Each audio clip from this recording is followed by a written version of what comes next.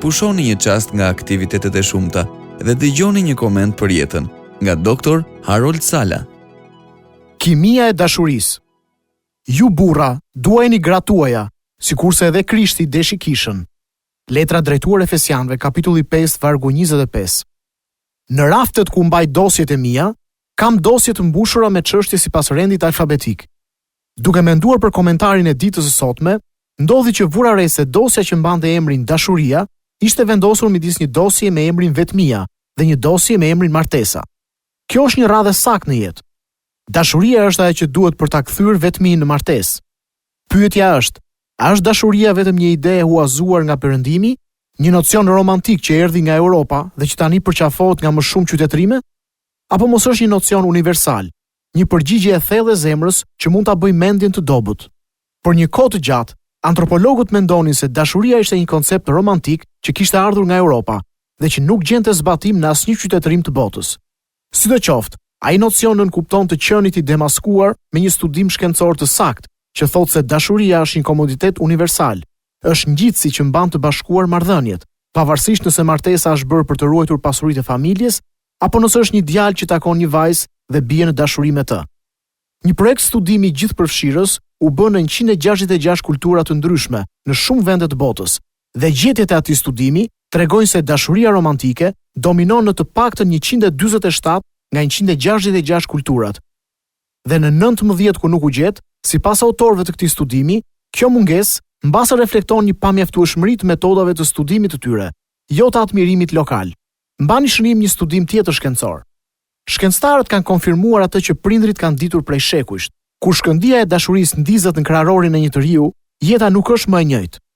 Një zbulim tjetër i studimit tregoi se në kulturat me poligami, ku një burr kishte më shumë se një grua, thuajse gjithnjë njëra nga gratë ishte më e veçantë, një që burri e donte me të vërtetë. Për shembull, midis fermerëve me shumë gra në Kenia, një burr thuajse gjithnjë martohej së pari për arsye praktike. Nëse kishte para për të mbajtur më shumë gra, atëherë ai mund të martohej për romancë. Një 80 vjeçar në Kenia foli me ëmbëlsi për gruan e tij të katërt duke thënë: "Ajo ishte gruaja e zemrës sime. Ne mund të shihnim njëri tjetrin në fytyrë pa folur asnjë fjalë, vetëm duke buzëqeshur. Është ai shikim, ajo buzëqeshje e papërcaktueshme, ajo diçka që e bën kiminë e dashurisë, atë që është në të vërtetë."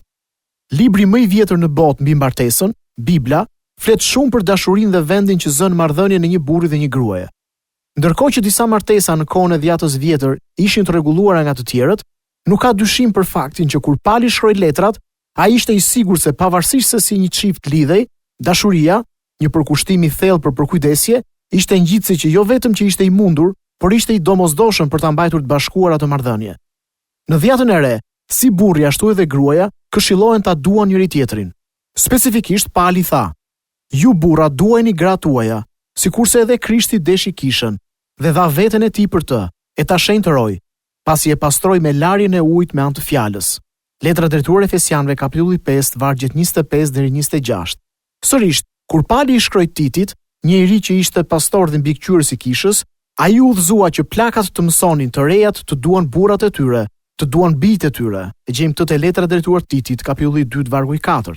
Pavarësisht nëse ishte dashuria, shkëndija që çojnë në martesë, është e qartë që shkëndija e dashurisë mund të ndizet dhe dashuria mund të bëhet kimia që e bën marrëdhënien tuaj vibrante dhe domethënëse.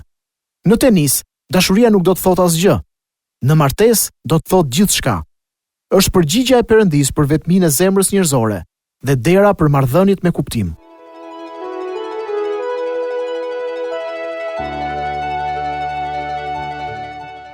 Sa po dëgjuat Dr. Harold Sala në këtë koment për jetën. Për më shumë informacion për këtë program, vizitoni radioviz7.net. Do dëshironim shumë të na shkruanit në info@radioviz7.net.